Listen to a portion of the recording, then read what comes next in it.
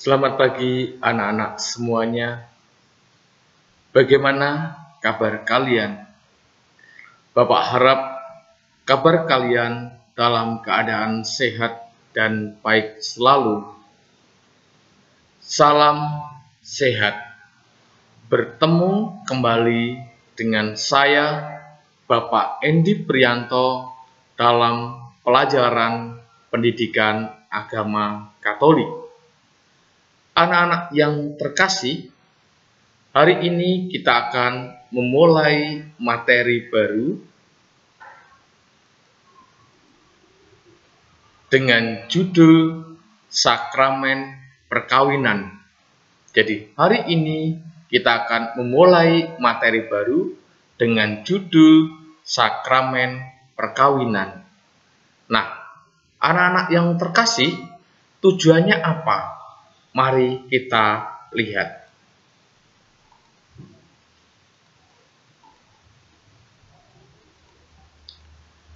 Tujuannya adalah melalui pembelajaran daring, anak-anak dapat menjelaskan berbagai pandangan masyarakat tentang perkawinan.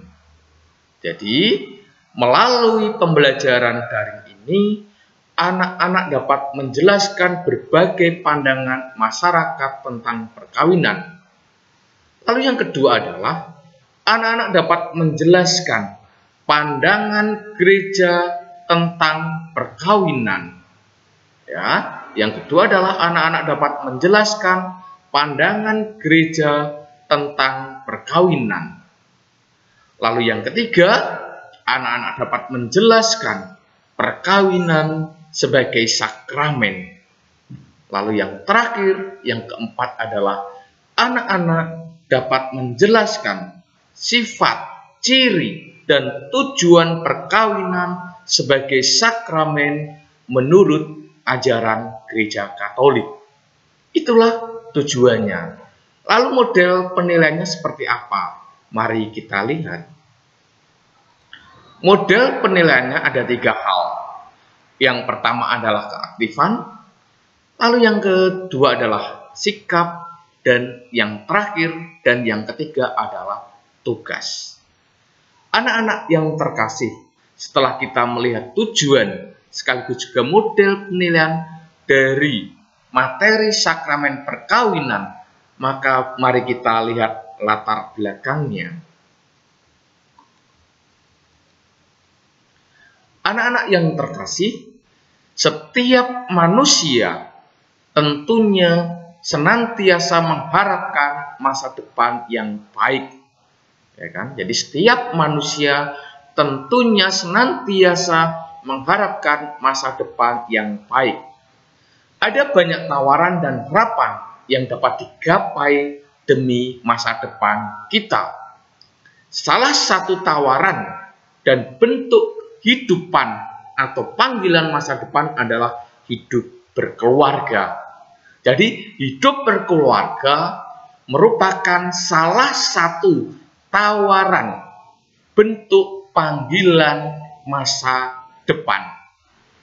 Panggilan hidup berkeluarga merupakan salah satu bentuk keikutsertaan manusia dalam karya Allah. Pandangan tentang perkawinan yang terjadi di dalam masyarakat ada 3 hal. Yang pertama, ada orang yang memandang bahwa perkawinan sebagai kontrak atau perjanjian. Itu yang pertama. Jadi yang pertama ada orang yang memandang bahwa perkawinan sebagai kontrak atau perjanjian.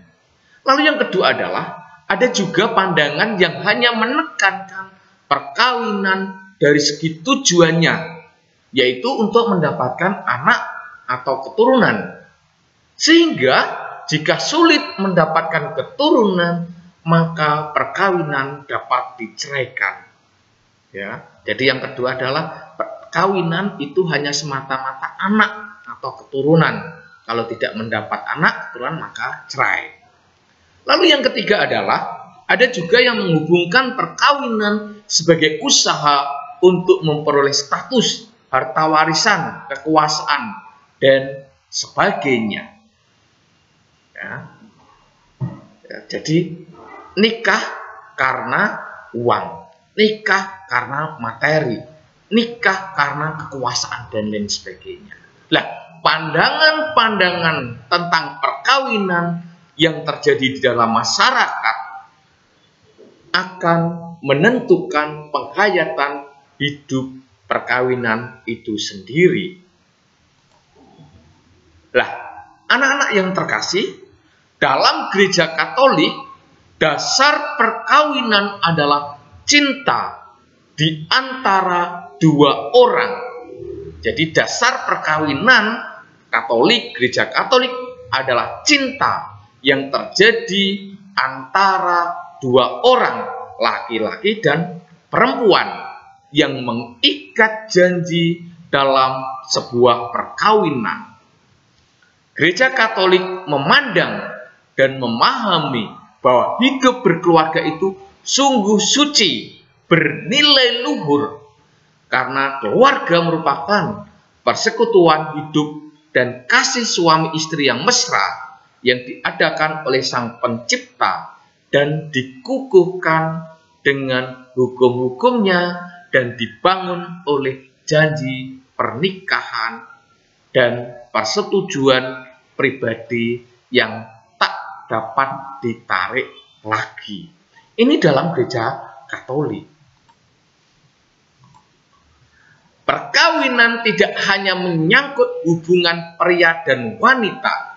Jadi anak-anak yang terkasih, perkawinan tidak hanya menyangkut hubungan antara dua orang, pria dan wanita, tetapi adanya keterlibatan Tuhan di dalamnya. Oleh karena itu, perkawinan dalam gereja Katolik memiliki nilai luhur. Jadi, perkawinan dalam gereja Katolik memiliki nilai luhur. Kenapa? Ada keterlibatan Tuhan yang ada di dalamnya. Dengan demikian, bahwa panggilan hidup berkeluarga juga memiliki nilai yang luhur. Sebab dari perkawinan itu sendiri yang luhur. Perkawinan dalam gereja Katolik disebut sebagai sakramen karena melambangkan hubungan antara Kristus dan gerejanya. Perkawinan Katolik hakikatnya monogam dan tak terceraikan. Jadi perkawinan Katolik hakikatnya adalah monogami dan tak terceraikan. Monogami itu adalah satu laki-laki, satu perempuan, dan tak terceraikan. Ciri-ciri hakiki perkawinan ialah kesatuan dan sifat yang tak diputuskan, yang dalam perkawinan Kristiani memperoleh kekukuhan khusus atas dasar sakramen. Dalam perkawinan Kristiani tidak dikenal adanya perceraian. Jadi dalam perkawinan Kristiani tak dikenal adanya perceraian. Apa yang telah dipersatukan Allah tak boleh diceraikan manusia. Selain tidak terceraikan, perkawinan Kristiani bersifat monogami. Cinta antara seorang suami dan seorang istri bersifat total dan tak terbagikan. Seorang suami harus mengasihi istrinya seperti tubuhnya sendiri. Demikian juga istri terhadap suaminya.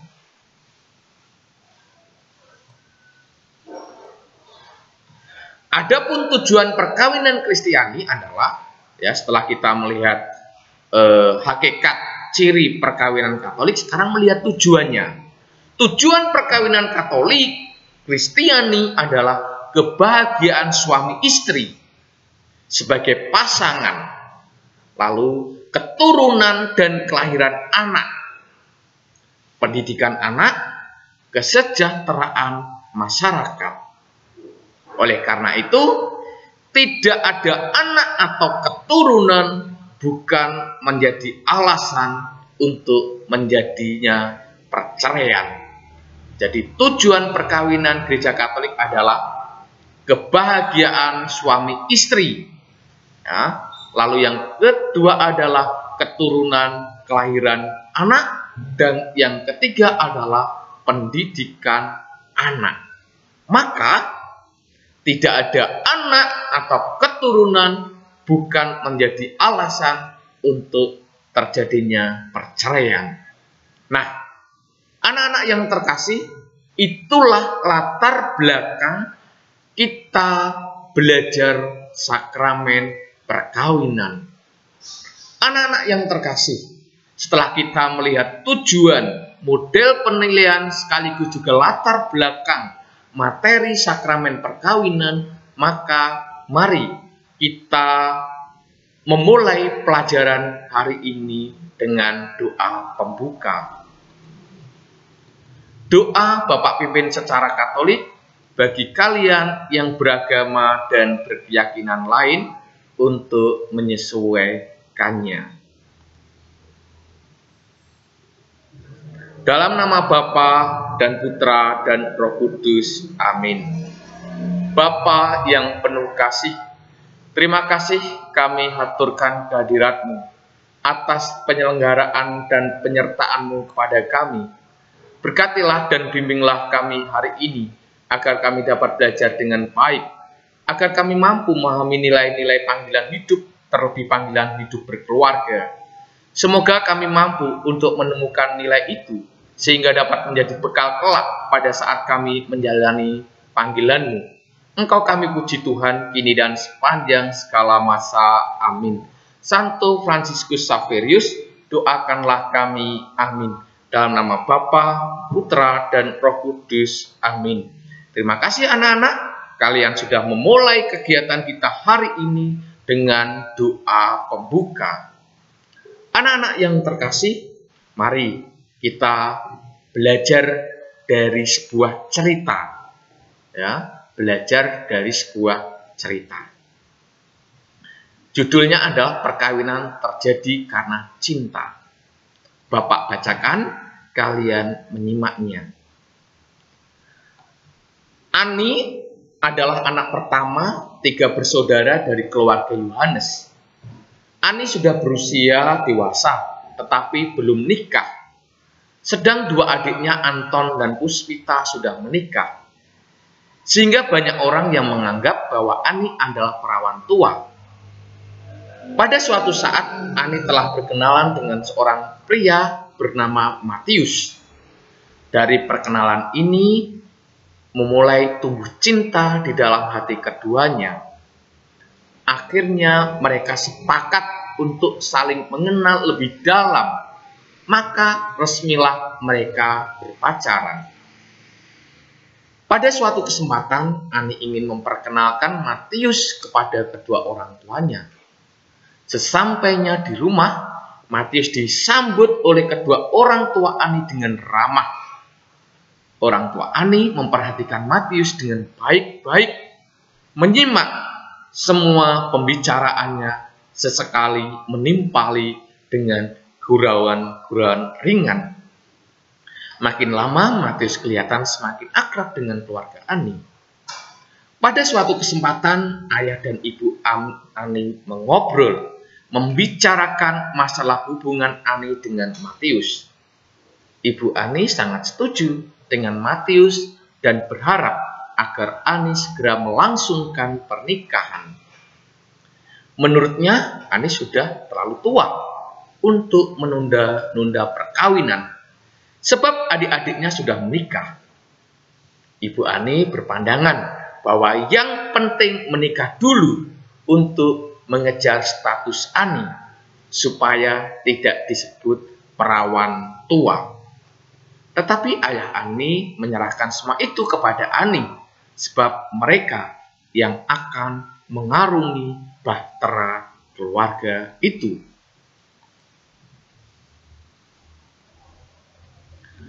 Paman Ani ikut nimbrung dalam pembicaraan itu. Paman Ani berpendapat ia mengharapkan agar orang tua Ani segera mendesak untuk menikahkan mereka, sebab Matius tergolong orang kaya. Jadi dengan kekayaan yang dimiliki Matius diharapkan nantinya Ani hidupnya menjadi lebih sejahtera. Akhirnya kedua orang tua Ani mencoba untuk membicarakan masalah Ani ini.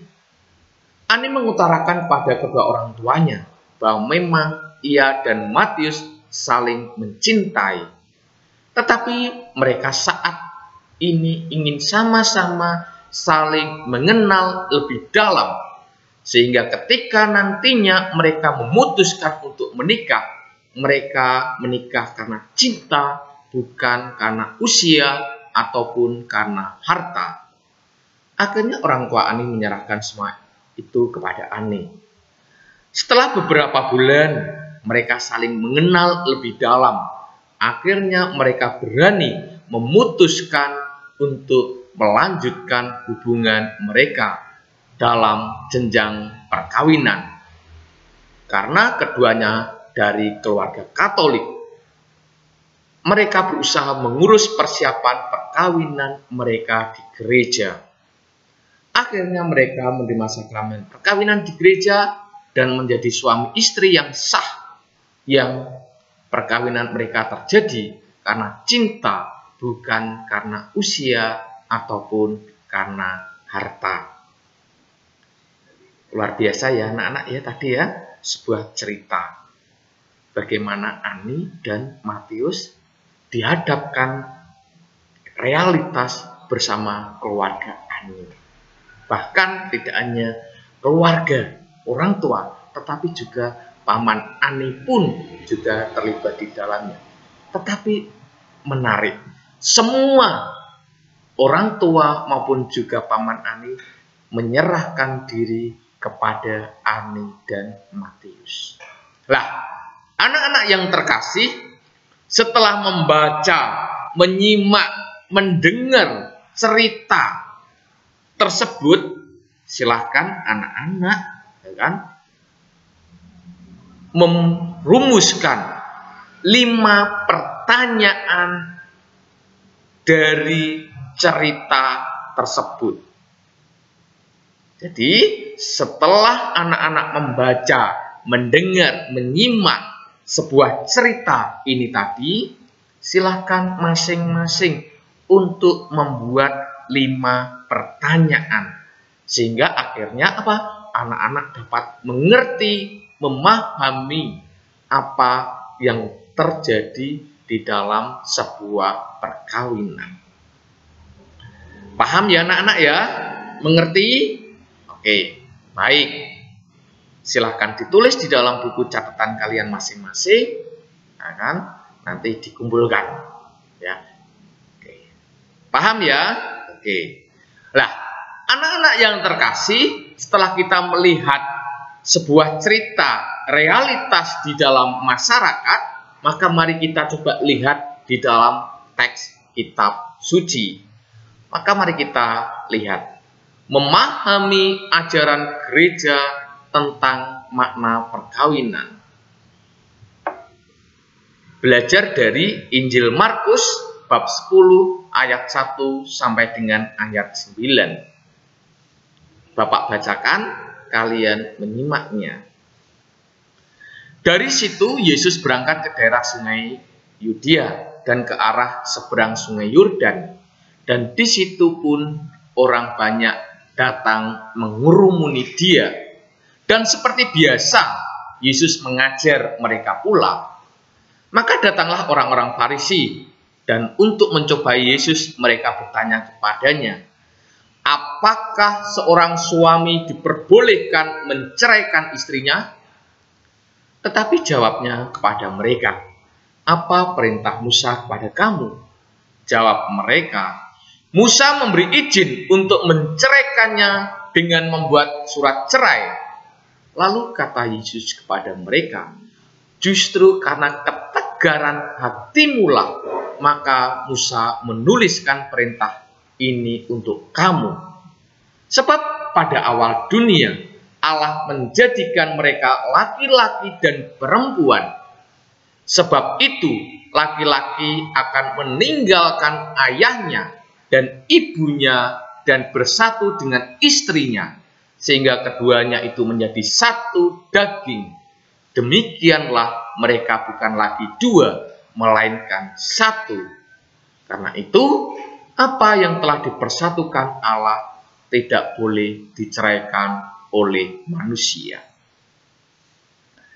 Anak-anak yang terkasih, ini ajaran gereja tentang makna perkawinan dari Injil Markus bab 10 ayat 1 sampai dengan ayat 9. Kalau anak-anak tadi menyimak, kalau anak-anak tadi membaca, kalau anak-anak tadi mendengarkan, sungguh luar biasa.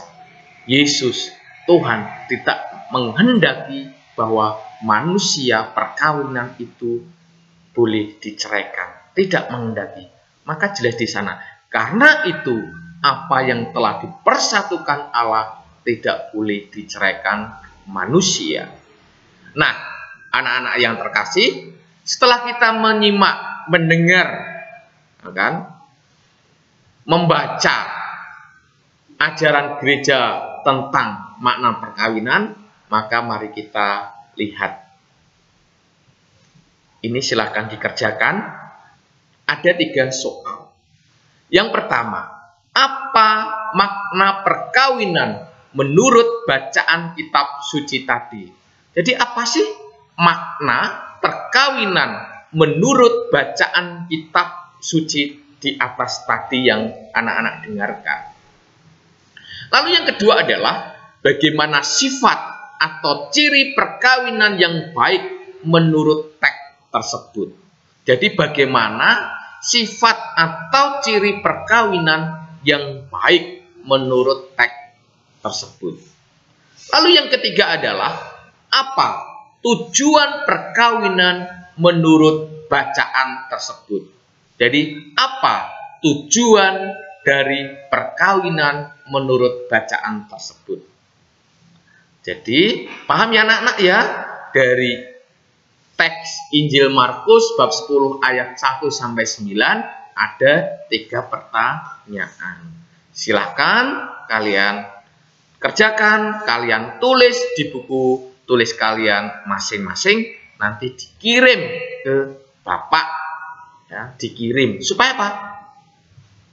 Kalian mendapat nilai pengetahuan baik dari cerita terjadi di dalam masyarakat tadi sama tentang dari ajaran gereja tentang makna perkawinan. Paham ya anak-anak ya? Jadi ada 2 tugas.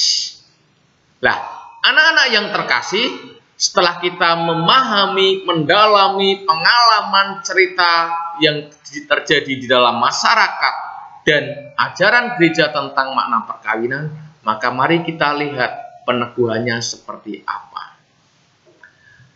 Anak-anak yang terkasih, perkawinan sering diartikan sebagai persekutuan antara pria dan seorang wanita atas dasar ikatan cinta kasih yang total dengan persetujuan bebas dari keduanya. Ya kan? Ada beberapa pandangan tentang perkawinan. Yang pertama, ada orang yang memandang bahwa perkawinan sebagai kontrak atau perjanjian. Lalu yang kedua adalah ada juga pandangan yang hanya menekankan perkawinan dari segi tujuan hanya untuk mendapatkan anak atau keturunan.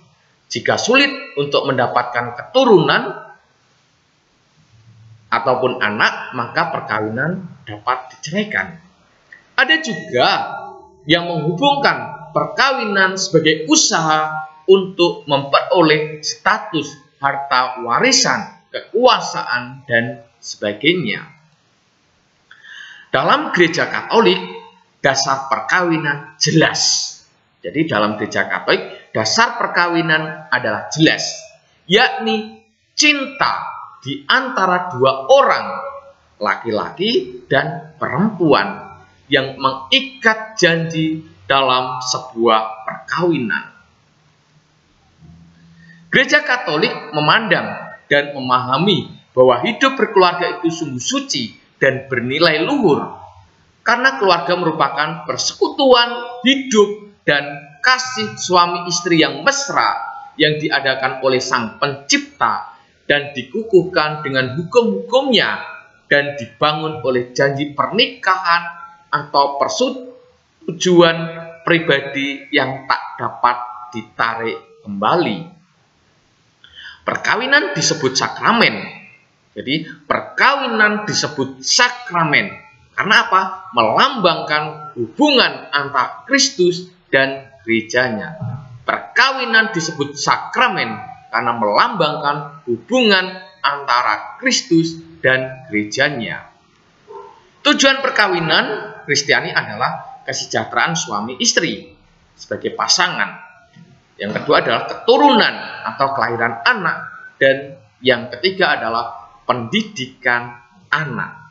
Jadi tidak memiliki keturunan bukan menjadi alasan untuk menceraikan. Ya, tidak ada alasan. Lalu ciri perkawinan Katolik atau juga sifatnya. Yang pertama adalah hanya pria dan wanita yang didasarkan atas cinta. Hanya pria dan wanita. Dan didasarkan atas kasih dan cinta. Lalu yang kedua adalah monogami. Dan yang ketiga adalah tak terceraikan. Lah, anak-anak yang terkasih, setelah kita melihat peneguhan, maka mari kita refleksikan di dalam hati kita masing-masing materi yang sudah kita bahas bersama-sama hari ini. Maka mari kita hening sejenak. Anak-anak yang terkasih, hari ini kita mendapat pelajaran yang sangat berharga. Ternyata tidak semua niat dan perbuatan yang baik mendapat sambutan yang baik juga. Ya, ternyata tidak semua niat dan perbuatan yang baik mendapat sambutan yang baik juga. Tuhan Yesus yang hadir di dunia untuk menyampaikan warta sukacita yang menyelamatkan, ternyata mendapat penolakan yang sangat dahsyat. Kehadirannya dianggap sebagai duri dalam masyarakat yang harus dicabut dan dibuang. Demikian juga dalam hidup sehari-hari di sekitar kita. Banyak para pekerja sosial, pekerja kemanusiaan, pembela kebenaran, pemberantas korupsi, justru dicaci maki, dihujat, dianiaya, difitnah, bahkan harus berani mempertaruhkan hidupnya. Peristiwa ini hendaknya justru membuat kita semakin teguh untuk memperjuangkan kebenaran, meski mendapat penolakan. Yang paling penting, kita tetap setia pada iman akan Tuhan Yesus Kristus yang menyelamatkan. Maka anak-anak yang terkasih, sebagai nilai keterampilan, buatlah doa. Mohon setia pada iman akan Tuhan Yesus, Sang Juru Selamat kita. Jadi sebagai nilai keterampilan, buatlah sebuah doa sesuai dengan agama kalian masing-masing untuk memohon setia pada iman akan Allah, akan Yesus, Tuhan kita yang menyelamatkan umat manusia. Paham ya anak-anak ya? Jadi ada 3 tugas. Tugas yang pertama adalah belajar dari pengalaman hidup sehari-hari, membuat 5 pertanyaan. Lalu tugas yang kedua adalah menjawab 3 soal, belajar dari ajaran gereja Katolik tentang perkawinan. Lalu yang ketiga adalah nilai keterampilan, membuat sebuah doa, mohon setia pada iman akan Allah, akan Yesus Kristus, Sang Juru Selamat, sesuai dengan agama kalian masing-masing. Nah, anak-anak yang terkasih, mari kita akhiri pelajaran kita hari ini dengan doa penutup. Maka mari kita hening sejenak. Dalam nama Bapa dan Putra dan Roh Kudus. Amin. Bapa yang penuh kasih, kami bersyukur atas pendampingan-Mu dalam belajar hari ini. Engkau telah menyadarkan kami bahwa Yesus pun pernah ditolak, namun Yesus tetap setia melaksanakan tugasnya. Bantulah kami ya Bapa, ya Tuhan, agar kami mampu menanggapi pewartaan Yesus Putra-Mu, walaupun mengalami penolakan. Engkau kami puji ya Bapa, kini dan sepanjang masa. Amin.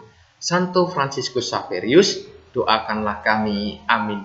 Dalam nama Bapa, Putra, dan Roh Kudus. Amin. Terima kasih anak-anak. Kalian sudah mengikuti pembelajaran hari ini dengan luar biasa. Jaga kesehatan. Tuhan memberkati kalian semua. Amin.